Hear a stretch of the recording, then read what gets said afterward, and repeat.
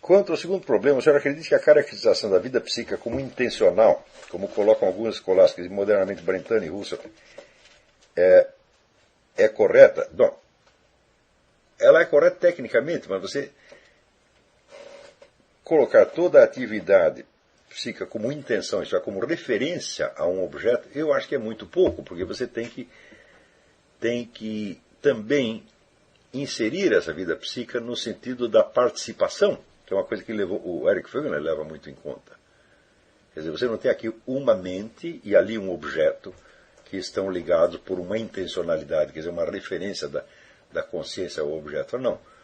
Consciência e objeto estão dentro de um campo total de inteligibilidade, sem o qual existiria nenhum outro. Eu acabei de falar disso com o negócio da eternidade.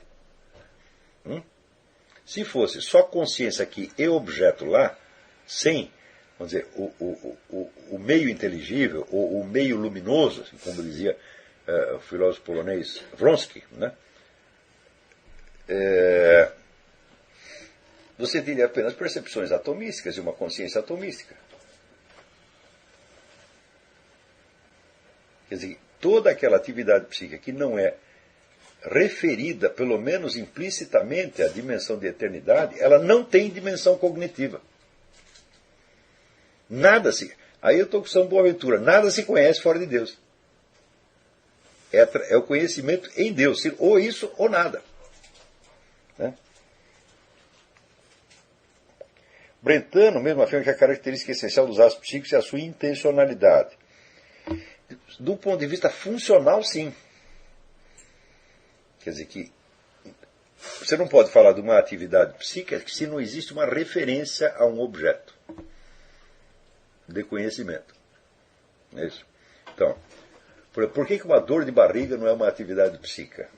Porque ela não é uma dor de barriga a respeito de alguma coisa. Tá certo? Agora, um sentimento que você tem sentimento por alguma coisa. Se você fica triste, por exemplo, essa tristeza remete a um objeto que é tomado, pelo menos como causa ou ocasião ou pretexto da tristeza. Então, é um elemento... Então, do ponto de vista funcional, eu acho que o Brentano e toda a escola fenomenal estão certíssimos. Quer dizer, sem intencionalidade não tem vida psíquica. Só que, aí acrescento eu, esta intencionalidade tem dimensão cognitiva só se tiver enganchado de algum modo na dimensão da eternidade. Senão, não se conhece, não é cognição. Senão é apenas um bichinho conhecendo o seu Umwelt. Você está dentro de uma dimensão totalmente subjetiva. Edmund Husserl, na sua quinta investigação lógica, retoma essa tese e a critica, pois a noção brentaniana da representação e de fenômeno é deveras ambígua para Husserl e daria margem a interpretar erroneamente a relação de uma sensação ou da consciência de uma sensação. A crítica do Husserl está certo.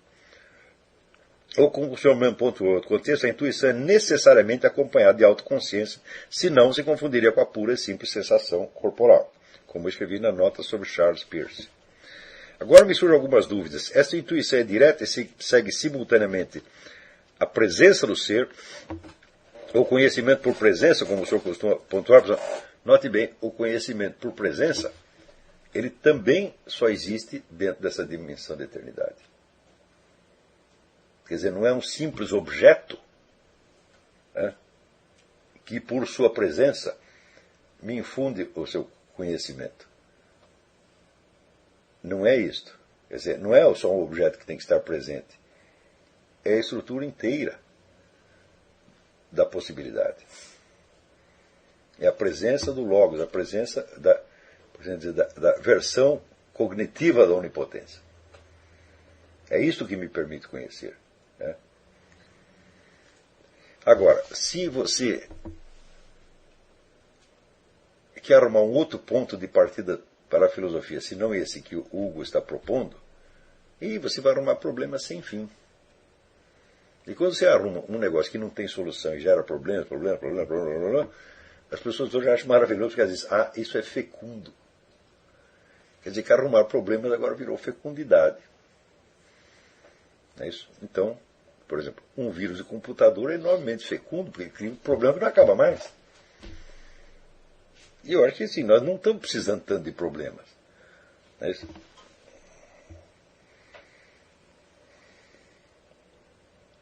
Agora, essa intuição é direta e segue simultaneamente a presença do ser, o conhecimento por presença, sem necessidade de nenhuma representação ou intermediário entre a realidade física e a realidade psíquica. Eu não estou seguro de que entendi a sua pergunta.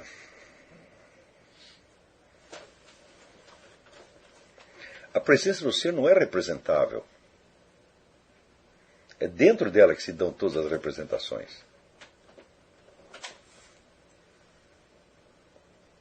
Então, quer dizer, com ou sem representação, quer dizer, é a presença do ser que permite a atividade cognitiva e, inclusive, a intuição. Quer dizer, eu antigamente achava assim que a intuição era o começo de tudo. Depois eu falei, não, peraí, a intuição não pode acontecer, pelo menos não acontecer com valor cognitivo, a não ser dentro da presença do ser. Mas o que é a presença do ser? Em última análise, é o senso da eternidade. Então, esse senso da eternidade, ele está continuamente agindo sobre nós. E é isto mesmo que a igreja chama da ação do Espírito Santo. Quer dizer, o Espírito Santo ele tem duas funções. Uma é de trazer mensagens divinas. Né? A outra é simplesmente manter a sua inteligência funcionando. Se a inteligência se desliga do Espírito Santo, ela simplesmente não está entendendo. Não está entendendo, não está conhecendo mais. Ela não está agindo, está se agitando apenas. E é claro que esta ação do Espírito Santo independe até da presença atual de atividade psíquica em você. Porque a atividade espiritual transcende a psíquica. Né? A atividade do espírito consiste em possibilitar a atividade cognitiva da mente humana. Você pode estar adquirindo possibilidades num instante que você não está pensando nada. Você está dormindo. Aliás, se a gente pensar bem, mas é o estado de sono profundo. E eu não tenho certeza, mas acho que é uma boa hora para o Espírito Santo agir em você, porque você não interfere. É? Então, existe conhecimento nesse estado de sono profundo? Não existe uma imensidão de conhecimento. Sem a atividade psíquica correspondente. Eu acho que toda a escola fenomenológica, Brentano, Russell e todos os outros, o problema é que eles partem da consciência. E tudo para eles gira em torno da consciência. E eles não se perguntam pela possibilidade, a mera possibilidade da consciência. A consciência não aparece sozinha. Existe algo que a possibilita. Então, como você não consegue achar uma raiz material da consciência,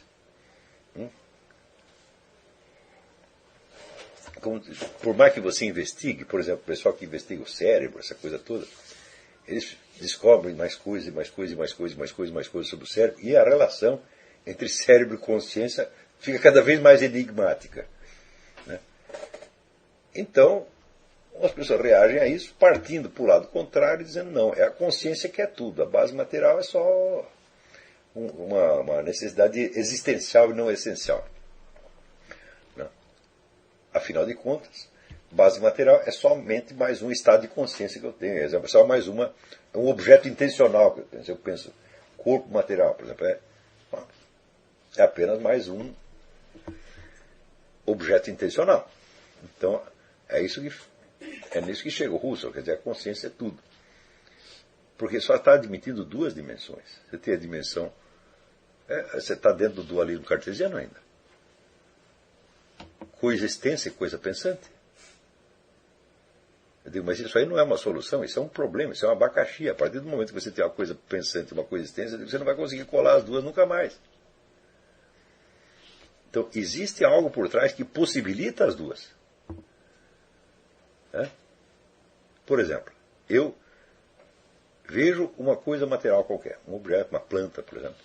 Eu consigo reconhecer a forma inteligível dessa planta. Tá certo? Consigo, ao mesmo tempo, perceber essa forma inteligível como um elemento estético. Quer dizer, que se harmoniza com milhões de outras formas. consigo perceber que, para além disso, a planta tem uma estrutura interna e tem toda uma fisiologia, por assim dizer. Tá certo?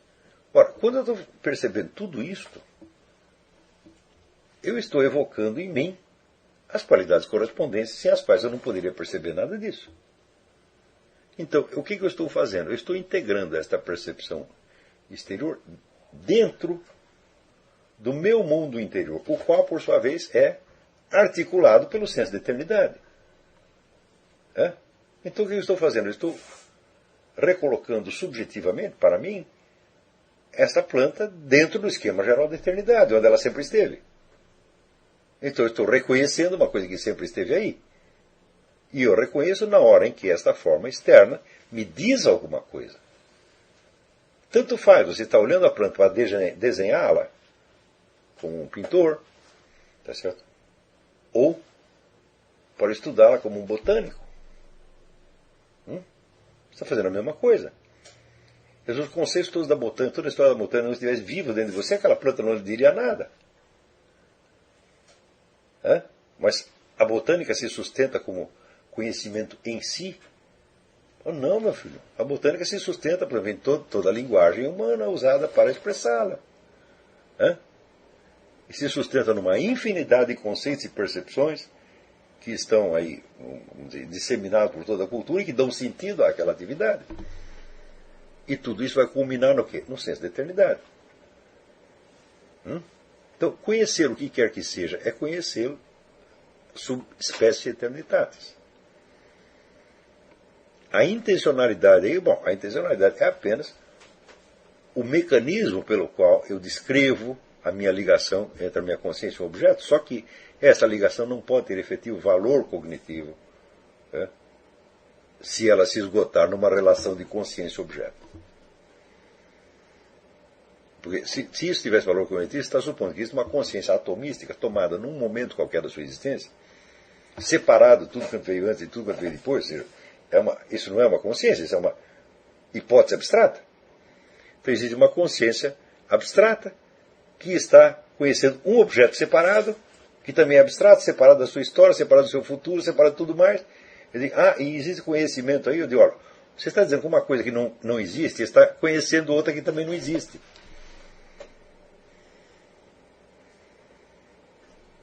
Está entendendo? Olá. Oi. Esse encaixe, então, na estrutura do ser, que pode fazer com uma intenção como a de um sentimento ou de uma emoção, também tenha valor cognitivo. Claro, se a coisa é vista sob espécie eternitária, tem um valor cognitivo imenso.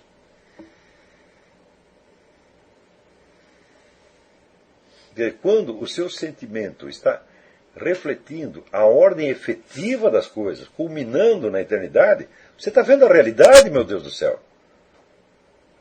Mais do que se você estivesse fazendo uma teoria científica separada do centro da eternidade, quer dizer, entre o mero sentimento fundado no centro da eternidade e uma ciência sem ligação com ela, claro que o sentimento está mais na realidade do que a teoria.